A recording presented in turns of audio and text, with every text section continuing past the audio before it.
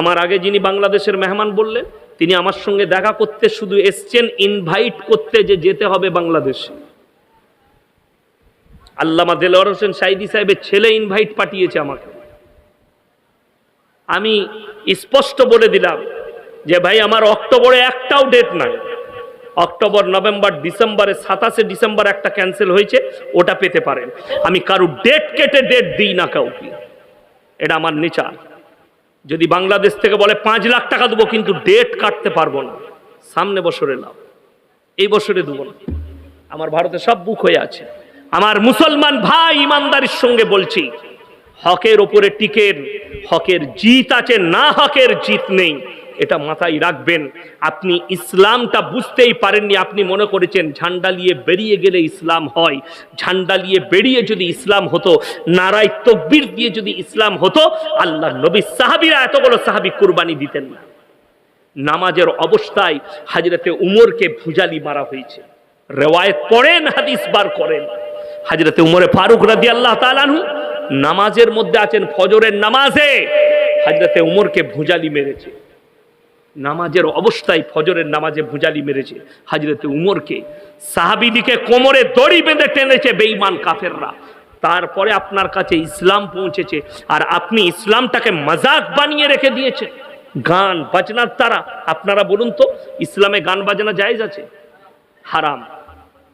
অথচ উত্তরপ্রদেশের এক বেরেলভি বক্তা নিজেকে বলছে मैं पक्का अहले सुन्नतुल जमात हूं, और जो मौलवी कहता है गान बजना हराम है, उसको मालूम नहीं है कभी कभी गाना बजना हो जाए तो रसूल के नाम पे थोड़ा झूम भी लिया करो। नाउज बिल्ला बोले। এই আলেমগুলোই হবে জাহান্নামের খোরাক। এদের দ্বারা ইসলাম বিকৃত হচ্ছে। আপনারা দেখতে পাচ্ছেন এরকম কত যে এখন এই ফিতনার যুগ শুরু হয়েছে। আল্লাহ রাসূল সাল্লাল্লাহু আলাইহি সাল্লামের হাদিস, আখরি জামানাটা এমন একটা জামানা হবে, ওই ফিতনা থেকে বাঁচার জন্য মানুষ গৃহবন্দী পর্যন্ত হয়ে যাবে যারা ইমানদার মুমিন হবে। যাদেরকে ডেঞ্জার ভাবে ধর্ষণ করা হয়েছে। আসিফা বলে একটা বাচ্চা মেয়েকে কয়েকজন মিলে 10 দিন মন্দিরের ভেতরে রেখে ধর্ষণ করেছে। আপনি অবাক হয়ে যাবেন। শুধু তাই নয়, গুজরাটের বিলকিস বানু, পেটে বাচ্চা আছে, তাকে 11 জন মেরে ধর্ষণ করেছে। এইরকম হাজারো ভারতবর্ষে ধর্ষণ হচ্ছে, যার কেস পেন্ডিং হয়ে আছে, বিভিন্ন কোর্টে কেস চলছে। আমি বলে যাচ্ছি, আমি চ্যালেঞ্জ দিয়েছি যারা ভারতবর্ষের বুদ্ধিজীবী আছেন তাদেরকে, হজের ময়দানে 40 লাখ হাজি এক জায়গায় হাজির হয়। 40 লাখ, সেখানে মিনিমাম 15 লক্ষ খালি মেয়ে ছেলে হাজি বিবি থাকে, তার মধ্যে 5 লাখ খালি বুড়ি থাকে, আর 10 লক্ষ হাজি বিবি ইন্দোনেশিয়া, মালয়েশিয়া, কুয়েত, কাতার, ইরান, জর্ডান, লেবানন, মিশর, এই দেশগুলোর সব যুবতী বিটি ছেলেরা হজ করতে যায়। পৃথিবীর ইতিহাসে কেউ যদি একটা দেখাতে পারে মক্কা মদিনায় হজের ময়দানে একটা যুবতী বিটি ছেলে ধর্ষিতা হয়েছে, আমি মৌলভী শওকতের বেটা জীবনে আর বক্তব্য দেব না। জোরে একবার বলুন সুবহানাল্লাহ। এটার নাম ইসলাম। কেন? আরবের ভূমিতে কেউ যদি ধর্ষণ করে, রাস্তার মধ্যখানে বস করিয়ে তার মুন্ডু ছেদ করে দাও, এটা ইসলামের কানুন। কেউ যদি পরকিয়া করে, ছেলে মেয়ে যদি বিবাহিত হয়, অর্ধেকটা পুঁতে পাথর মেরে হত্যা করে দাও, যদি মুন্ডু ছেদ করে দাও। অবিবাহিত ছেলে মেয়েরা যদি পরকিয়া করে, সঙ্গে সঙ্গে তাদেরকে 100টা করে কুড়া মারো, চাবুকের বাড়ি মারো, এবং তাদেরকে ইস্তেগফারের নামাজ পড়া করাও। এটা ইসলামের শরিয়া, কোরআনের আইন। কেউ যদি চুরি করে তার হাতটা কেটে দাও, কেউ যদি চুরি করে তার হাত কেটে নাও, ধর্ষণ করলে মুন্ডু ছেদ করে দাও। আর দ্বিতীয় আসিফা খুঁজে পেতেন না, দ্বিতীয় আর ধর্ষণ খুঁজে পেতেন না। ওই জন্য আরবের মাটিতে ধর্ষণ করার সাহস কেউ পায় না। তার সাজা একটাই, মুন্ডু ছেদ করে দাও। তার সাজা একটাই যে তার হাত দুটো কেটে নাও চুরি করলে। দুঃখ একটাই লাগে, আজকে যারা বড় বড় ইসলামের নিয়ে বুলি করেন, বুলি আউড়ায়, তাদেরকে বলি যারা ইসলামকে কুৎসা রটাচ্ছেন, তাকিয়ে দেখুন কটা ইসলামী রাষ্ট্রে কতগুলো এইভাবে ধর্ষণ করে মার্ডার করা হয়েছে যেখানে ইসলামী শাসন আছে। একটা দেখিয়ে দাও, শুনবেন। যেদিন থেকে তালিবানরা, আমি পেপারে মোবাইলে পড়ছিলাম, তালিবানরা যেদিন থেকে শাসন নিয়েছে আফগানিস্তানে ধর্ষণ জিরো, চুরি জিরো, ক্যারাপশন জিরো, সব জিরোতে চলে এসছে। কেন? তারা আইন রেখেছে মুন্ডু ছেদ করা, ধর্ষণ করলে মুন্ডু ছেদ করে দাও, পরকিয়া করলে দুজনেরই মুন্ডু ছেদ করে দাও।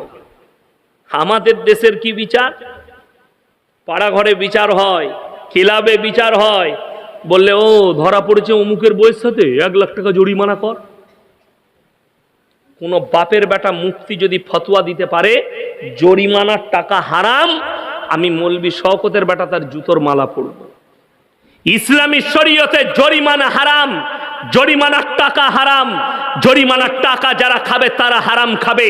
জরিমানার টাকা মাদ্রাসা মসজিদে লাগানো যাবে না, পায়খানা বাথরুমে লাগাতে হবে হারাম টাকা। দ্বিতীয় নম্বর, যদি বলেন ইসলামে কি আছে, ইসলামে আছে শাস্তি। হযরতে উমরে ফারুক রাদিয়াল্লাহু তাআলা আনহু তিনার সন্তানকে বললে গাছে বাঁধো। সাহাবীরা বললেন হে আমিরুল মুমিনিন, এটা আপনার সন্তান।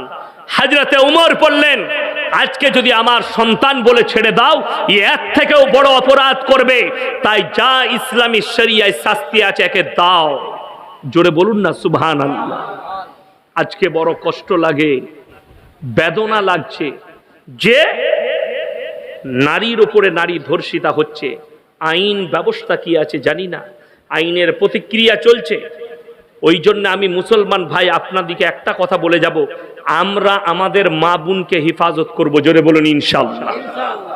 কিসের দ্বারা? পর্দার দ্বারা। তাদেরকে পর্দা দেন, তাদেরকে ইসলাম দেন। কোন মৌলবি শুনেছেন? আমার 60 থেকে 70 হাজার জলসা ফেসবুক আর ইউটিউবে চলছে। 60 থেকে 70 হাজার জলসা। একটা জলসা বার করুন আমি কোথাও বলেছি যে আপনার ছেলে স্কুলে পড়তে পাবে না, আপনার ছেলে ডাক্তার হতে পাবে না, আপনার ছেলে প্রফেসর হতে পারবে না? অবশ্যই পারবে। কি করবেন? একটা বাচ্চা ছেলের বয়স 7 বছর, মাদ্রাসার শিক্ষকরা আছেন, আলেম হাফেজরা, জিজ্ঞেস করুন তাকে হাফেজে কোরআন করতে 3 বছর লাগবে। ঠিক বললাম না? 3 বছর। 7 আর 3 কত হলো? 10 বছর। এই 10 বছর পরে ওই বাচ্চাটাকে ভালো কনভেন্টে দেন, ভালো স্কুলে দেন, মিশনে দেন, আলামিনে দেন, ভালো ইংলিশ মিডিয়ামে দেন। সেই ছেলেটা এরপর ডাক্তার হোক, মাস্টার হোক, প্রফেসর হোক, উকিল হোক, ব্যারিস্টার, সে কখনো ক্যারাপশন করবে না, চুরি করবে না, 2 নম্বরই করবে না। তার ঈমান মজবুত থাকবে সে ডাক্তার হওয়া পর্যন্ত, সে ওয়াজাকাতার উপরে থাকবে ডাক্তার হওয়া পর্যন্ত। তার জমিরকে বিক্রি করবে না। বড় কষ্ট লাগে, আপনার ছেলে ডাক্তার, আপনাকে দেখিয়ে দেবো কলকাতায় ডাক্তারি করছে, অথচ সালাম জানে না, অথচ নামাজ জানে না, তার চাল চলন উঠা বসা নাস্তিকদের মতো, হারাম খোরদের মতো তাদের চলাফেরা। আমি আমার বর্তমান টাউনে দেখিয়ে দেবো মুসলিম ডাক্তার সালামের উত্তর দেয় না। কেন? তার চাল চলন হয়েছে বেঈমান কাফেরদের মতো। আল্লাহর হাবিব সাল্লাল্লাহু আলাইহি সাল্লামের হাদিস, আখরি জামানা তোমরা বুঝতে পারবে, ওই জামানাটাই হবে আখরি জামানা যখন শিক্ষিতরা চুপচাপ বসে থাকবে আর মূর্খরা দেশ চালাবে। তোমরা বুঝতে পারবে ওই জামানায় আখরি জামানা যখন মিথ্যা প্রকাশ পাবে আর সত্য বিলুপ্ত হয়ে যাবে। এমন একটা যুগ ছিল এই আমাদের বাপ চাচাদের যুগ, যখন লোকেরা মিথ্যা কথা বলতে ভয় খেত, পাপ হবে বলে। এখন লোকে মিথ্যা কথা বলতে ভয় পায় না, এখন সত্য কথা বলতে ভয় পাচ্ছে, কেউ কলারটা টিপে ধরবে বলে। আমি সত্য বললে আমি গ্রামে বাস করতে পারবো না। আজকে তো হালতটা ওই জন্যে সমাজের খারাপ। আপনি আপনার ইমামকে কি স্থান দিয়েছেন? আমরা জলসায় গেলে চায়ের দোকানে জলসা শুনে ইয়াসিন সাহেবের, ও ইয়াসিন ভাই হক কথা বলে, ইয়াসিন বললে হক, আর তোমার ইমাম বললে তাকে তাড়িয়ে দিবে মসজিদ থেকে। এটা বড় দুঃখের বিষয়, এটা বড় কষ্টের বিষয়। ইমামকে আপনি কি মর্যাদা দিয়েছেন? ইমামকে অধিকার দিয়েছে মসজিদ কমিটি। আপনি আপনার মতো হক কথা বলবেন, গ্রামে রেজুলেশন পাস করিয়েছি। আপনি হাদিস কোরআন বলবেন আপনার মতো, বড় কষ্ট লাগে। ইমাম যদি সুদের বয়ান করে, সুদখোররা তাকে তাড়াবার ব্যবস্থা করে। ইমাম যদি চুরির বয়ান করে, চোররা তাকে তাড়াবার ব্যবস্থা করে। ইমাম যদি মাতালদের বয়ান করে, মদখোরদের মদখোররা ব্যবস্থা করে কিভাবে তাড়ানো যায়, জোট বেঁধে। বড় কষ্ট লাগে। হাওড়া জেলায় কয়েকশো মাদ্রাসা আছে না নাই? এই মাদ্রাসার যারা শিক্ষক আছে, একটা মাদ্রাসাওয়ালা যদি আমাকে বলতে পারে যে আমাদের কাছে অমুক গ্রামের অমুক মসজিদ কমিটি এসছিল, যে মসজিদের কমিটি রাখতে গেলে কি কি শর্তগুলো রাখবে একটু বলে দেন, লিখে দেন, একটা খুঁজে পাবেন না। যদি পুরো হাওড়া জেলায় 500 মসজিদ থাকে, আমি চ্যালেঞ্জ ছুড়ে বললাম 450 মসজিদের সেক্রেটারির নামটা কাটা যাবে। ঠিক বললাম না ভুল বললাম? কেন? 1 নম্বর শর্ত হচ্ছে ইমামের অবর্তমানে নামাজ পড়াবার যোগ্যতা থাকতে হবে। 2 নম্বর শর্ত আমানতদার হতে হবে, সে যেন আমানতের খিয়ানত না করে। 3 নম্বর তাকে ইমানদার এবং নামাজি মুসল্লি দিনদার হতে হবে। এরপর আপনাদিকে হাদিস শুনাই, আখরি জওয়ানায় এক শ্রেণীর আলেম হবে, তাদের দ্বারাই আল্লাহ সর্বপ্রথম জাহান্নামের উদ্বোধন করবেন। তারা কারা? যারা ইসলামের বিকৃত ঘটাবে, যারা মানুষের কাছে দিনকে বিক্রি করবে পয়সার বিনিময়ে, মানুষের কাছে বিক্রি করবে নিজের স্বার্থের বিনিময়ে চেয়ার পাবার উদ্দেশ্যে। কোরআন খুলেন, সূরা বাকারা, ইন্নাল্লাযীনা ইয়াকতুমুনা মা আনজালাল্লাহু মিনাল কিতাব ওয়া ইয়াশতারুনা বিহি সামানান কালীলা উলাইকা মা ইয়াকুলুনা ফি বুতুনিহিম ইল্লান নার ওয়া লা ইউকাল্লিমুহুমুল্লাহু ইয়াওমাল কিয়ামাতি ওয়া লা ইউযাক্কিহিম ওয়া লাহুম আযাবুন আলীম। হে আমার বিশ্বনবী, পৃথিবীর মানুষকে বলো, ওই সমস্ত আলেমরা যারা আমার দিনকে বিক্রি করে, আমার কোরআনের আয়াতকে লুকিয়ে দেয়, তারা নিজেদের পেটেতে খাবার নয় আগুন ছাড়া আর কিছু ভরে না, আমি আল্লাহ রাব্বুল আলামিন কিয়ামতের দিনে তাদেরকে কঠিন আযাবে মুবতালা করব। আপনি মনে মনে ভাবছেন হুজুর চিনবো কি করে? আপনিও তো ওই দলের হতে পারেন। আমরা একদম বাস্তব চিনাচ্ছি। আচ্ছা, আপনাদের গ্রামে এরকম কোনো লোক আছে পাড়ায় যে সকালবেলায় হাটে গিয়ে বাজারে গিয়ে বলবে পচা আলুগুলো আমাকে দে? কথা বলে না? কিনবে? আপনি বেছে বেছে কিনবেন। টমাটোরটা ঘুরিয়ে দেখে নেবেন মালটা পচা না খারাপ। মাছের পেটটা টিপে দেখবেন, পচা মাছটা চিনতে পারলেন, কানা বেগুনটা চিনতে পারলেন, পচা টমাটো চিনতে পারলেন, পচা আলু চিনতে পারলেন, আর কানা হুজুরটা চিনতে পারোনি, যে তোমার কাছে দিনকে বিকৃত করছে।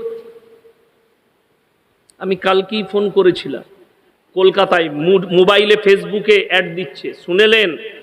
বলছে মলনা খাজা অমুক বাবা কি 24 ঘন্টায় কারুর বউ পালিয়ে গেলে এনে দেওয়া হয়, তাবিজে আমার ছেলে হয়, বিভিন্ন রকম রোগের উক্তি দিয়ে আছে। আমি তাকে ফোন করলাম, আসসালামু আলাইকুম, বলে ওয়া আলাইকুম সালাম।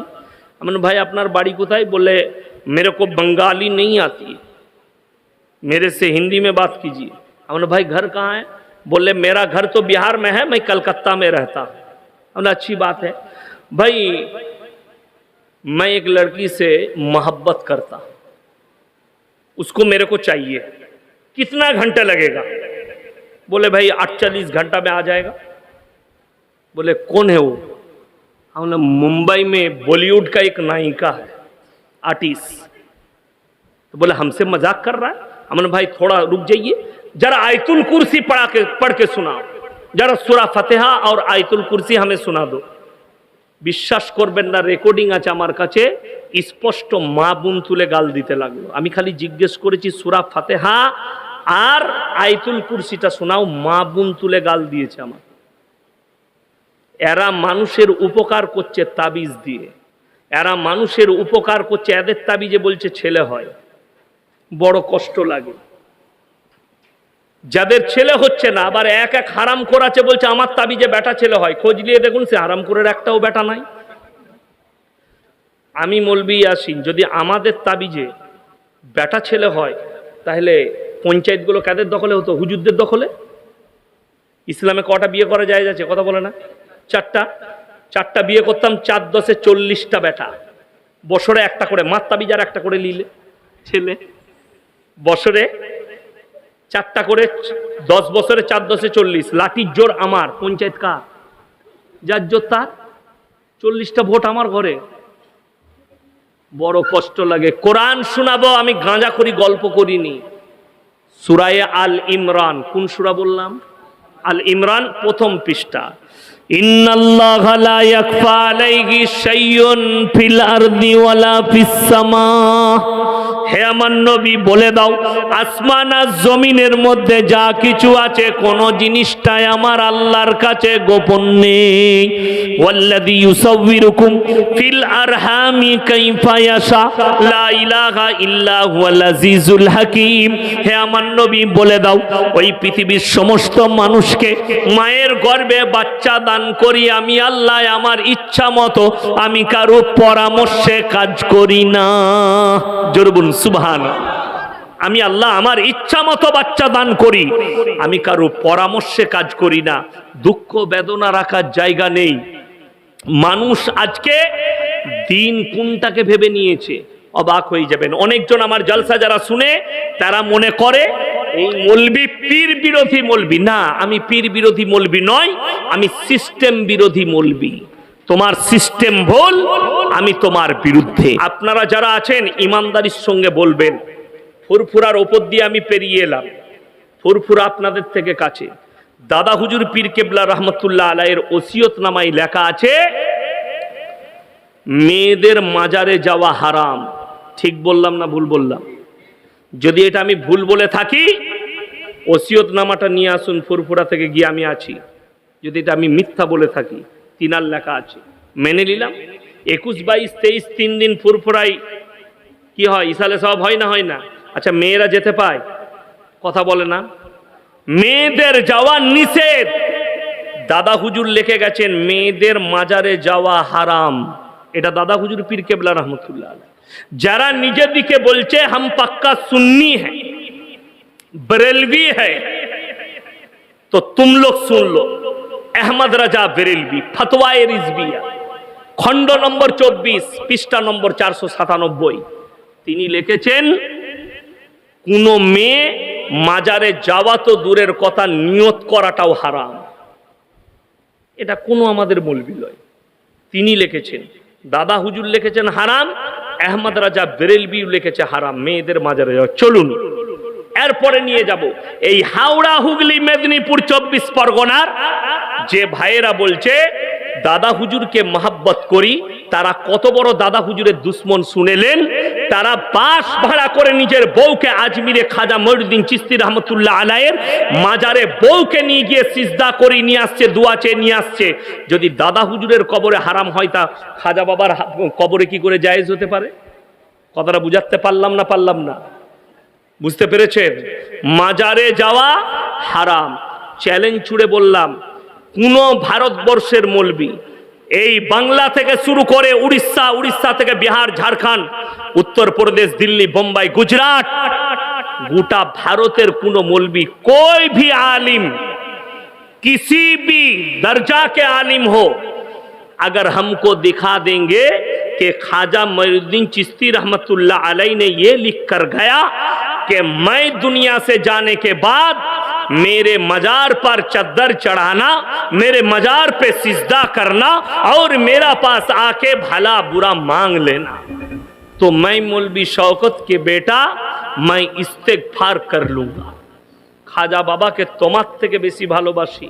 খাজা মঈনুদ্দিন চিশতি রহমতুল্লাহ আলাইহির একটা জীবনীতে যদি আমল করেন, আপনার জিন্দেগিটা ভালো হয়ে যাবে। 12 বছরের পর থেকে মৃত্যুকাল পর্যন্ত কোনোদিন তাহাজ্জুদের নামাজ খাজা মঈনুদ্দিন চিশতি রহমতুল্লাহ আলাইহি কাজা করেনি। আর তোমার 72 বছর বয়স হয়ে গেল, বলছে খাজা বাবাকে ভালোবাসি, হারাম করে এখনো নামাজ পড়ে না। ঠিক বললাম না ভুল বললাম? তুমি তাহলে কি করে বলছো খাজা বাবাকে ভালোবাসি? বড় কষ্ট লাগে। এখানে হাজি সাহেব কে কে আছেন হাত তুলেন, তাড়াতাড়ি হাত তুলেন। হাজি সাহেব কে কে আছেন? কেউ নেই, একটাও নেই। ওই তো মাশাআল্লাহ একটা আছে। এই ঠান্ডা পানি নিয়ে আসুন তো, পানি আছে, পানি ঢালে। আমার ভাই দুঃখটা কোথায় বলে দিয়ে হাজি সাহেব আছেন। মক্কা থেকে মদিনা 430 থেকে 470 কিলোমিটার রাস্তা। কত বললাম? 430 থেকে 470। বিসমিল্লাহ। হাজি সাহেবকে জিজ্ঞেস করুন, একটাও মাজার নাই। আমার বাড়ি থেকে আপনাদের এখানে 137 কিলোমিটার রাস্তা, 137,000-এর বেশি আছে। ঠিক বললাম না ভুল বললাম? বাস্তব কথা বলছি। আপনি আমার সাথে চলুন, আমি যদি মিথ্যা বলে থাকি আপনাকে আমার মাদ্রাসায় ইনভাইট লইল, এসি মেহমানখানায় রাখবো, মাদ্রাসার খানা খাওয়াবো না, আমার বাড়ির খানা খাওয়াবো ইনশাল্লাহ। আমি এটা মাজাক করছি না। আপনি আমাকে গালি দেন কিন্তু আসুন আমার মাদ্রাসায়, আমি আমার এলাকায় নিয়ে যাব, গিয়ে আপনাকে একদম সামনে মাজারের প্রমাণ দেবো। সেখানকার লোকদের দ্বারা আমি বিচার করতে গিয়েছিলাম, দুটো দল, একদল বললে ওরস করব, একদল বললে করতে দেবো না। আমি বললাম তোমরা কেন করতে দিবে না? তুমি যে ওরস করছো এখানে কোন হুজুর শুয়ে আছে? সে কি বলল জানেন? কোনো হুজুর নাই। আমি পাথর চাবড়ি থেকে মাটি এনে এখানে মাজার করেছি। ইসলাম সত্যর ওপরে টিকে আছে না মিথ্যার ওপরে? সত্যর ওপরে টিকে আছে। ইমানদারির সঙ্গে বলবেন, যদি সত্যর ওপরে টিকে থাকে, হযরতে হোসেন রাদিয়াল্লাহু তাআলা আনহু কোথায় শহীদ হয়েছেন? কথা বলেন না? কারবালাটা কোথায়? ফুরফুরাই তো, তবে হাওড়ায়, জালালসিতে, ইরাকের মাটিতে।